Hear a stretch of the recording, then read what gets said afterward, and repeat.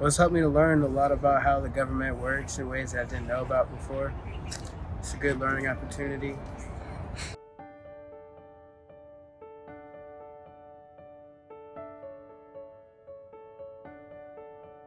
I actually was in GCAPS the 2019 to 2020 year, and I didn't get to go to the Capitol trip because of COVID. So when it came back, I joined the club back again, and I really enjoyed it. It's something I've been looking forward to for like 2 years. So I actually used GCAPS to attend the Governor's Honors Program, and we actually did like a House and Senate simulation when I was there this past summer.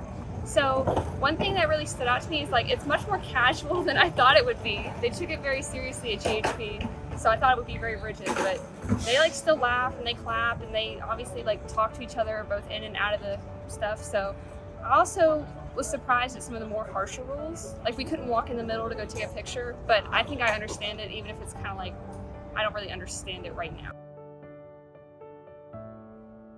I feel like it was very informative.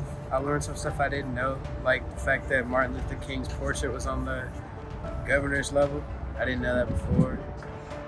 I learned about some different governors that I didn't know about before. Learned some different things about the way that the Senate worked. So I'm learning about new opportunities and other ways to find opportunities.